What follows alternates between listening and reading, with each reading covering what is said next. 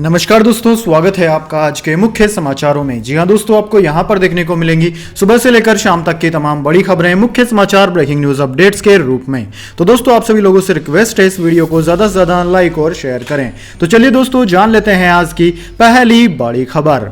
तुर्की Syria त्रासदी, तुर्की के 10 राज्यों में 3 महीने के लिए इमरजेंसी लगाई गई। दोनों देशों में अब तक 6,256 मौतें। जी हां दोस्तों, तुर्की और सीरिया में सोमवार सुबह 4 बजे आए भूकंप में मरने वालों की संख्या 6,256 हो गई है और यह आंकड़ा लगातार बढ़ता जा रहा है। दोस्तों, हजारों लोग अभी भी लापता हैं। इसी बीच तुर्की के राष्ट्रपति रिसेप तैयप एर्दोगन ने 10 राज्यों में 3 महीनों के लिए इमरजेंसी लगा दी है। यह इलाके भूकंप से सबसे ज्यादा प्रभावित हुए हैं। एर्दोगन ने बताया कि तुर्की में 70 देशों से मदद भेजने का ऐलान किया गया है। इधर भारत ने भी तुर्की को मदद भेजी है। इंडियन एयरफोर्स का C-17 विमान 2 NDRF की टीमों, डॉक्टरों और राहत सामग्री के साथ वहां पहुंचा है। प्रधानमंत्री नरेंद्र मोदी ने भी तुर्की के हालात पर चिंता जाहिर की। मोदी मंगलवार को भाजपा संसदीय दल की बैठक में पहुंचे। सूत्रों के मुताबिक मोदी ने कहा कि आज तुर्की जिस हालात से गुजर रहा है उसे मैं समझ सकता हूं। 2001 में भुज में जब भूकंप आया था तब मैं मुख्यमंत्री था। मुझे पता है कि रेस्क्यू ऑपरेशन में क्या दिक्कतें आती है। भुज में आए भूकंप में 16,000 से ज्यादा लोगों की जान गई थी। घायलों का आंकड़ा 68,000 से ज्यादा था। इसके बाद दोस्तों, अगली बड़ी खबर। आरबीआई ने लगातार छठी बार बढ़ाई ब्याज दरें। 20 साल वाले 30 लाख के लोन पर करीब 1 लाख रुपए ज्यादा चुकाने होंगे, लेकिन एफडी पर ज्यादा ब्याज।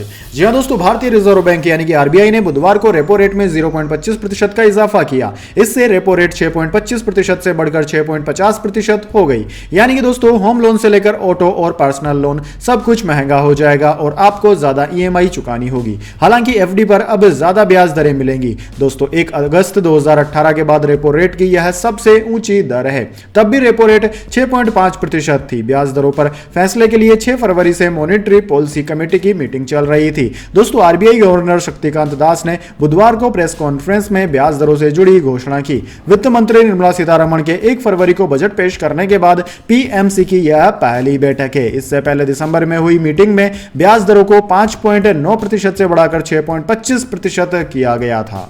इसके बाद दोस्तों, अगली बड़ी खबर।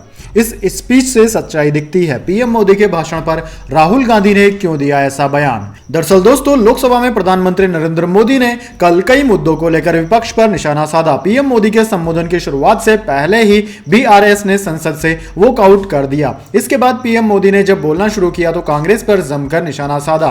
फिर पीएम मोदी के संबोधन के बाद राहुल गांधी ने मीडिया से बात की और कहा कि पीएम मोदी ने उनके सवालों का सही जवाब नहीं दिया। राहुल गांधी फिर अडानी के मुद्दे पर बोले। राहुल गांधी ने कहा कि मैंने कोई जटिल सवाल नहीं पूछे थे, मैंने सिर्फ यह पूछा था कि अडानी आपके साथ कितनी बार विदेश यात्राओं पर गए, वहां इन लोगों की कितनी बार मुलाकात हुई। राहुल गांधी ने कहा कि मेरे बस ये साधारण से सवाल थे, लेकिन पीएम मोदी ने इनके जवाब नहीं दिए। राहुल गांधी ने कहा कि मैं प्रधानमंत्री मोदी के भाषण से सहमत नहीं हूं। उन्होंने जो कहा उससे सच्चाई दिखती है। प्रधानमंत्री मोदी ने जांच को लेकर बात नहीं की। राहुल गांधी ने बोला कि अगर अडानी और पीएम मोदी मित्र नहीं है तो उन्हें कहना चाहिए था कि मैं इंक्वायरी करा देता हूं, लेकिन उन्होंने ऐसा भी नहीं बोला।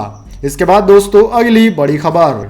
अडानी एंटरप्राइजेज के शेयर में 23% की तेजी। अडानी के 10 में से 6 कंपनियों के शेयर चढ़े। 4 में गिरावट। सेंसेक्स 378 पॉइंटों पर। जी हां दोस्तों, भारतीय शेयर बाजार में 8 फरवरी को तेजी देखने को मिली। सेंसेक्स 378 अंकों की तेजी के साथ 60,664 के स्तर पर बंद हुआ। वहीं निफ्टी 150 अंकों की तेजी के साथ 17,872 के स्तर पर पहुंच गया। दोस्तों, अडानी के 10 में से 6 शेयर बढ़त पर बंद हुए, जबकि 4 शेयरों में गिरावट दर्ज की गई। वहीं सेंसेक्स के 30 शेयरों में से 25 में तेजी रही और 5 शेयरों में गिरावट देखने को मिली। एनएसई पर मेटल, फार्मा और आईटी में सबसे ज्यादा तेजी देखने को मिली। दोस्तों, मार्केट में इस तेजी के बीच अडानी ग्रुप की कंपनियों के कुछ शेयरों में रिकवरी देखने को मिली। अडानी एंटरप्राइजेज में 23% की तेजी देखने को मिली। वहीं अडानी पोर्ट्स का शेयर आज 9% चढ़ा। 24 जनवरी को आई हिंडनबर्ग रिसर्च की रिपोर्ट के बाद उसके शेयरों में भारी गिरावट देखने को मिली थी।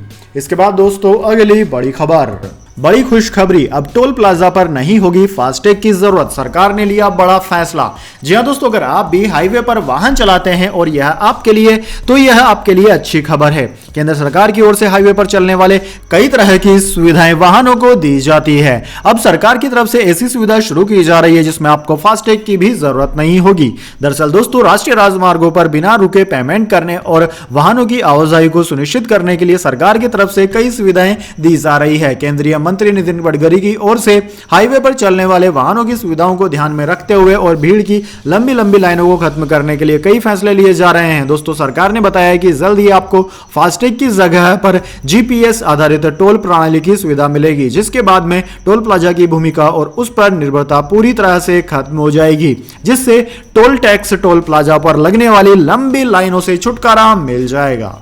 इसके बाद दोस्तों अगली बड़ी खबर, चंडीगढ़ में प्रदर्शनकारियों का पुलिस पर हमला, बैरिकेड तोड़े, तलवार डंडों से पीटा, सिख कैदियों की रिहाई कर रहे थे मांग। जी हां दोस्तों, पंजाब के मोहाली में सिख कैदियों की रिहाई की मांग कर रहे प्रदर्शनकारी बुधवार को उग्र हो गए। चंडीगढ़ में घुसने को लेकर उनकी पुलिस से झड़प हो गई। इस दौरान जमकर पथराव हुआ। प्रदर्शनकारियों ने तलवारें निकाल ली, जिसे देख पुलिस ने लाठीचार्ज कर दिया और वाटर कैनन का भी प्रयोग किया। इससे भड़के प्रदर्शनकारियों ने चंडीगढ़ और पंजाब पुलिस की गाड़ियों में तोड़फोड़ कर डाली। प्रदर्शनकारी इस कदर उग्र हो गए कि उन्होंने तलवारें और डंडे दिखाकर पुलिस को खदेड़ दिया। कुछ पुलिसकर्मी भी इस हिंसक वारदात में जख्मी हुए हैं। कुछ प्रदर्शनकारियों को हिरासत में लिया गया है। माहौल बिगड़ता देख पुलिस के सीनियर अफसर मौके पर पहुंचे। चंडीगढ़ में धारा 144 लगा दी गई है। दोस्तों, प्रदर्शनकारी अभी भी माहौली में इकट्ठा है। वहीं चंडीगढ़ पुलिस भी हाई अलर्ट पर है। सजा पूरी कर चुके सिख कैदियों की रिहाई के लिए मोहाली में चंडीगढ़ बॉर्डर पर 7 जनवरी से प्रदर्शन चल रहा था। दोस्तों, बुधवार को प्रदर्शनकारियों ने पंजाब के सीएम के घर कूच का ऐलान कर दिया था। इसका पता चलते ही चंडीगढ़ और पंजाब पुलिस ने बैरिकेडिंग कर दी। इसके बाद दोस्तों अगली बड़ी खबर, कांग्रेस अध्यक्ष मल्लिकार्जुन खड़गे ने पीएम मोदी को बताया मौनी बाबा, तो राज्यसभा के सभापति ने टोका। जी हां दोस्तों, राज्यसभा में विपक्ष के नेता मल्लिकार्जुन खड़गे ने बुधवार को प्रधानमंत्री नरेंद्र मोदी पर कटाक्ष किया और अडानी मुद्दे पर उनकी चुप्पी पर सवाल उठाते हुए उन्हें मौनी बाबा कहा। खड़गे की टिप्पणी के जवाब में राज्यसभा अध्यक्ष जगदीप धनखड़ ने कहा कि इस तरह की टिप्पणी उनके कद के अनुरूप नहीं है। खड़गे राज्यसभा में राष्ट्रपति के अभिभाषण पर जवाब दे रहे थे। उन्होंने कहा कि मैं पीएम से पूछना चाहता हूं कि आप इतने शांत क्यों हैं? आप हर दूसरे व्यक्ति को डराते हैं, आप उद्योगपतियों को क्यों नहीं डरा रहे हैं? उन्होंने कहा कि नफरत फैलाने वाले लोग अगर पीएम ने उनकी ओर आंख उठाकर देखा तो वे यह सोचकर बैठ जाएंगे कि उन्हें इस बार टिकट नहीं मिलेगा, लेकिन आज उन्होंने चुप रहना चुना है, वह मौनी बाबा बन गए हैं।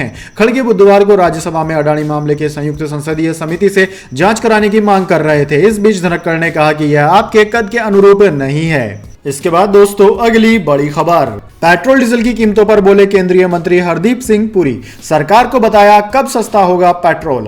जी हां दोस्तों, पेट्रोल डीजल की कीमतों को लेकर आम जनता काफी परेशान है। पेट्रोल डीजल की कीमतों में लंबे समय से कोई बदलाव नहीं हुआ है। इसी बीच केंद्रीय पेट्रोलियम मंत्री हरदीप सिंह पुरी की ओर से बड़ी जानकारी दी गई है। दोस्तों, केंद्रीय मंत्री ने कहा है कि दुनिया की तीसरी सबसे बड़ा ऊर्जा उपभोक्ता देश भारत है।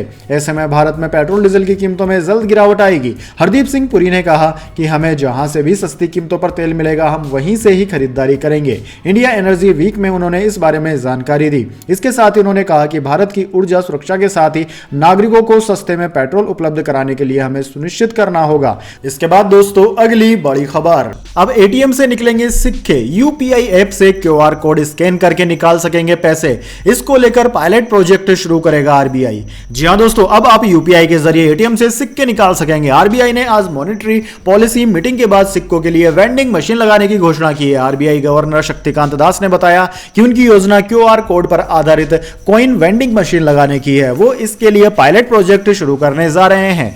आरबीआई गवर्नर शक्तिकांत दास ने कहा कि इसका उद्देश्य सिक्कों की उपलब्धता को बढ़ाना है। उन्होंने बताया कि रिजर्व बैंक शुरुआती चरण में इसे देश के 12 शहरों में शुरू करने जा रहा है। क्यूआर कोड बेस्ड वेंडिंग मशीनों का इस्तेमाल यूपीआई के जरिए किया जाएगा और इनसे नोट की जगह सिक्के बाहर निकलेंगे। इन कॉइन वेंडिंग मशीन से कोई भी ग्राहक अपने यूपीआई ऐप के जरिए मशीन के ऊपर लगे क्यूआर कोड को स्कैन करके सिक्के निकाल सकेगा। जितनी कीमत के सिक्के ग्राहक निकालेगा उसके रजिस्टर्ड बैंक अकाउंट से उतने पैसे काट लिए जाएंगे। इसके बाद दोस्तों अगली बड़ी खबर, राजस्थान में बड़ा हादसा, 3 मासूम बच्चे जिंदा जले, मामूली सी लापरवाही बनी काल, हड़कंप मचा। जी हां दोस्तों, राजस्थान के बाड़मेर जिले में बड़ा हादसा हो गया। यहां एक खेत में बनी झोपड़ी में खेल रहे 3 बच्चे आग लग जाने से जिंदा जल गए। घटना नागाड़ा थाना इलाके में बताई जा रही है। दोस्तों, आगजनी में तीनों मासूम बच्चों की मौके पर ही मौत हो गई। मृतकों में 2 सगे भाई बहन बताए जा रहे हैं। वहीं एक अन्य बच्ची परिवार उनके परिवार की ही थी। पुलिस ने तीनों के शवों को स्थानीय अस्पताल की मोर्चरी में रखवा दिया। हादसे के बाद मृतक बच्चों के परिजनों में कोहराम मच गया है। दोस्तों, यह खबर बिल्कुल अभी अभी आई है। इस वजह से किस वजह से आग लगी और क्या कारण थे यह हमें पूरी तरीके से पता नहीं चल पाए हैं।